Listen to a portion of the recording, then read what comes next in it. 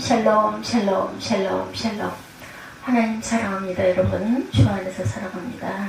로마서 4장 18절에서 22절 믿음과 헌신입니다. 믿음과 헌신 사이 우리는 어떻게 살아가고 있는지. 아브라함이 바랄 수 없는 중에 바라고 믿었으니 이는 내 후손이 이 같으리라 하신 말씀대로 많은 민족의 조상이 되게 하려 하십니다.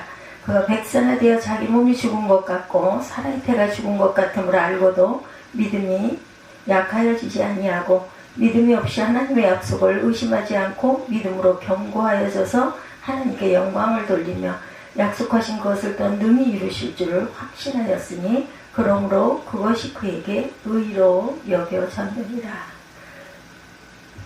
12절까지 내용, 22절까지의 내용이죠. 현실과 믿음 사이에 급차가 벌어져 있는 경우가 다반사입니다. 삶 속에서 하나님께서 주신 믿음이라고 확신하는데 그 믿음이 가끔 자신의 감정이나 펼쳐지고 있는 상황과 도무지 맞지 않을 때가 참으로 많습니다. 분명 하나님께 감동도 주셨고 말씀도 주셨는데 그러나 상황은 기대에 미치지 못하고 그렇게 시간이 답답하게 흘러갈 때 도무지 상황이 호전될 것 같지 않을 때 그 간극을 어떻게 우리가 이겨낼 수 있겠는가. 막상 닥쳐보면 쉽지가 않습니다. 이것 때문에 실족하여 주저앉는 경우들도 많이 있어요. 이렇게 드러나는 믿음과 현실 사이를 우리는 무엇으로 메워야 할까요? 여기서 막혀버리면 대부분 하나님을 향해 열심을 다했던 기도를 멈추어 버립니다. 예배에 참여하지 않게 되고 조금씩 그러다가 아예 나오지 않게 되죠. 그리고 이 모든 탓을 하나님께 돌리고 하나님을 원망합니다. 이 순간 누가 환호성을 지르고 축제를 벌이겠어요? 그 뒤에 우리의 신앙과 감정을 갖고 요리하던 사단, 가장 바라던 결과가 나왔기 때문에 환호를 하겠죠. 죄악의 결과에 이르기 전 우리는 사탄이 쳐놓은 덫에서 빠져나올 수 있어야 할 것입니다. 이를 위해 우리는 아브라함 안에서 하나님에 대한 믿음이 어떻게 실제로 실행될 수 있었는지를 보고 그 답을 찾을 수 있게 될 것입니다. 희망 없는 가운데 믿음의 조상이라고 불리는 아브라함조차도 그의 믿음이 그가 처해 있던 그러한 지상의 현실과 하나님의 약속 사이에 긴장관계가 있는 것을 볼 수 있습니다. 미미한 긴장관계가 아니었어요. 하나님은 그를 멋지게 부르셨고 부르심에 응답해 나왔지만 인간의 보편적인 상식을 뛰어넘는 그런 간극이 그 앞에 놓여 있었던 것이죠. 다른 것들은 시간이 해결할 수 있다 한다 해도 자녀의 약속은 달랐죠. 하나님께서 자식에 대한 약속을 주셨지만 삶은 아브라함 자신의 몸 상태로 보거나 아내의 몸 상태로 볼 때 아무런 희망도 가질 수 없었기 때문입니다. 믿음이 아니고는 믿을 수가 없는 일들. 아브라함 자신도 두 사람이 애를 가질 수 없는 처지가 분명히 아님을 알고 있었습니다. 19절 상반절에 그가 백세나 되어 자기 몸에 죽은 것 같고 사라의 태가 죽은 것 같음을 알고도 이렇게 증가하고 있어요. 19절, 4장 19절에 보면 그가 백세나 되어 자기 몸이 죽은 것 같고 사라의 태가 죽은 것 같음을 알고도 믿음이 약해지지 아니하고 믿음이 없어 하나님의 약속을 의심하지 않고 믿음으로 견고하여져서 하나님께 영광을 돌리며 약속하신 것을 또한 능히 이루실 줄을 확신하였으니 그러므로 그것이 그에게 의로 여겨졌느니라. 이렇게 증거하고 있습니다. 22절에 그렇죠. 그 전에 분명히 믿음은 하나님의 선물이라. 그런 점에서 하나님이 기뻐하시는 뜻이 우리의 삶에 드러나도록 하시는 것이죠. 그로 하여금 장차 많은 민족이 조상이 되게 하시는 계획을 이루시기 위해서 그의 믿음을 지켜주시죠. 18절 후반부에도 보면 아브라함이 바랄 수 없는 중에 바라고 믿었으니 이는 내 후손이 이 같으리라 하신 말씀대로 많은 민족의 조상이 되게 하려 하심이라. 이렇게 말씀하고 있습니다. 자기 자신으로부터 시작된 것이 아닌 하나님으로부터 주어진 믿음으로 인해 아브라함은 당장 보이는 것으로 판단하지 않습니다. 이것은 믿음이 인생 전반에 대한 아주 순진한 낙관주의도 아니고 자기 자신을 믿는 것도 아니라는 것을 의미하죠. 오히려 정반대입니다.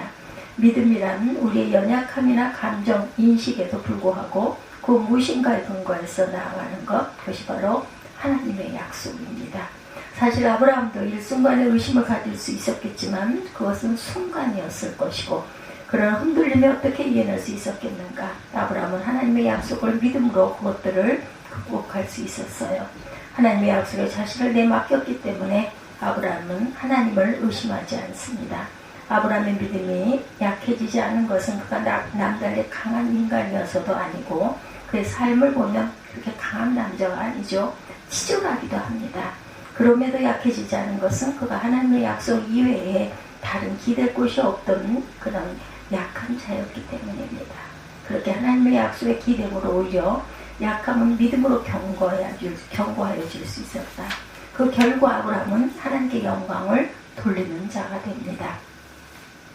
20절에 믿음이 없이 하나님의 약속을 의심하지 않고 믿음으로 경고하여져서 하나님께 영광을 돌리며 이렇게 증거하죠. 인간적인 눈으로는 약속이 이행될 수 없다는 것이 뻔히 바라 보여요. 대개 사람들은 부정적인 상황을 봅니다.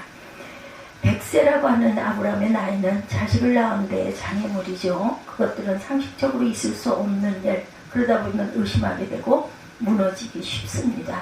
그러나 아브라함은 하나님을 불신하고 의심하기보다는 약속을 이루실 하나님의 능력에 대해 깊이 생각합니다. 그는 자신에게 후손을 약속한 하나님의 로마서 4장 17절의 말씀처럼 죽은 자를 살리시며 없는 것을 있는 것으로 부르시는 이라는 것을 알았기에 하나님의 말씀을 있는 그대로 믿습니다. 하나님은 아브라함에게 여러 약속을 하셨어요. 개인의 복, 땅과 자손의 복, 장차 오실 부속자가 약속이 또한 포함되어 있었습니다. 아브라함은 그 약속이 이루어지기까지 아주 조바심하고 전전긍긍하기보다는 지긋하게 기다립니다. 그의 일상은 하나님을 향한 겸비의 영광 돌리기라는 평상의 신실함으로 채워집니다. 이루실 줄을 확신하였으니 오랜 기다림에도 불구하고 그렇게 느긋하게 할 수 있었던 능력, 그 동력은 하나님이 약속하신 바를 능히 성취하리라는 전적인 확신에 있었던 것이다. 21절이죠. 약속하신 그것을 또한 능히 이루실 줄을 확신하였으니 하나님을 믿는 것은 하나님과는 생각만 하는 것이 아니라 그분의 말씀을 믿는 것이다. 감정과 평판 그리고 환경이 하나님의 약속과 상반되어서 앞으로 나아갈 만한 어떤 근거도 없을 때조차 말씀 안에서 하나님을 붙잡는 것이었다. 이것은 모든 물리적인 증거가 다른 방향을 가리키고 있을 때조차 하나님의 약속하신 것을 이루신다는 확신입니다.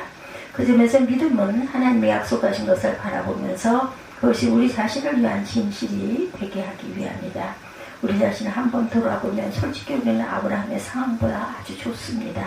아브라함보다 하나님에 관한 훨씬 더 많은 사실들과 그분의 사랑과 능력에 관한 더 위대한 증거들을 갖고 있어요. 더욱이 그보다 잃은 것도 앞으로 잃을 것도 별로 없습니다. 말씀을 통해 우리에게 보여주시는 하나님이 어떤 분이신지 무엇을 하실 수 있는지 깊이 생각한다면 우리는 아브라함보다 훨씬 더 많은 것을 근거로 앞으로 나아갈 수 있게 되는 것이라는 것을 잊지 마십시다. 그렇게 우리는 당장 불편한 것들에 집중하여 원망하고 불평할 것이 아니라 하나님의 신실하심에 관해 생각하고 하나님께서 행하실 일들에 집중할 수 있어야 할 것입니다. 아브라함은 하나님에 대해 자신이 아는 것을 토대로 자신의 연약한 감각을 극복할 수 있었어요. 그럼에도 불구하고 우리가 약속하신 것을 능히 이루실 줄을 확신함으로 이 믿음을 누리지 못하는 것은 하나님을 도무지 알지 못하기 때문이다. 그만큼 우리 하나님은 멀어져 있습니다. 여기서 우리는 하나님 쪽으로 우리의 모든 시선을 돌릴 수 있어야 된다. 그분을 깊이 묵상해 보아야 할 것입니다. 우리에게 대하여 참으로 신실한 분을 우리가 깨닫고 나아가야 할 것이에요. 그 믿음이 의로 여겨졌습니다. 그러므로 그것이 그에게 의로 여겨졌느니라. 22절에 이렇게 말씀하고 있죠. 그에게 의로 여겨졌느니라. 믿음의 삶은 완벽하지가 않아요. 다만 하나님이 하시겠다고 한 말씀을 붙잡고 약속을 지키시는 하나님께 더욱 가까이 나아가는 것. 그 과정에서 우리는 인생의 분투와 기쁨과 실패를 맛볼 수 있다는 것이죠. 여전히 우리 모두가 자격 미달인데도 하나님의 은혜로 우리를 인정해 주셨어요. 우리가 주저앉지 않고 하나님의 약속을 신뢰함으로 복음 분투하며 나아갈 때 하나님은 어여삐 보이시고 또한 그런 우리를 믿음으로 의롭다 여겨주셨다는 것을 우리는 알고 있죠. 예, 여전히 우리는 자격 미달인데도 하나님의 은혜로 인정해 주시는 것이다. 만약 아브라함이 여기에서 하나님의 은혜가 아닌 자신의 의를 추구했다면 약속된 유업을 받지 못했을 것이고, 이삭과 후손에 대한 약속을 믿지 못했다면 자신의 힘이나 가능성을 의지하여 결국 언약의 후사가 되는데 실패하고 말았을 거예요. 모든 것이 우리 노력이 아닌 하나님의 은총과 능력에 달려있다라는 사실을 깨달을 때 우리의 믿음이 견고하여질 수 있다. 이렇게 아브라함이 바랄 수 없는 중에 바람으로써 의롭다 여김을 받았다면, 그렇다면 오늘 우리에게 구원받은 믿음이란 과연 무엇일까요? 하나님을 향한 단순한 열정과 열심일까? 그것은 곧 예수, 우리 주를 죽은 자 가운데서 살리신 이를 믿고 아들의 죽음과 부활이 우리가 범죄한 것 때문에 우리를 의롭다 하시기 위하여라는 하나님의 약속을 신뢰하는 것이라는 것. 아브라함의 믿음은 한 후손에 대한 약속이 있었고, 우리의 믿음은 그의 자손 가운데 한 사람의 것을 성취한다는 하나님의 말씀에 있습니다. 이것이야말로 우리가 누구인지를 정의하고 우리의 삶을 분명하게 해주는 약속이다. 그리스도 안에서 우리가 의롭게 될 수 있다는 하나님의 약속 외에는 영생에 대한 어떠한 희망도 우리에게는 없다는 것을 잊지 않는 저와 여러분들이 되시기를 주님의 이름으로 축복합니다.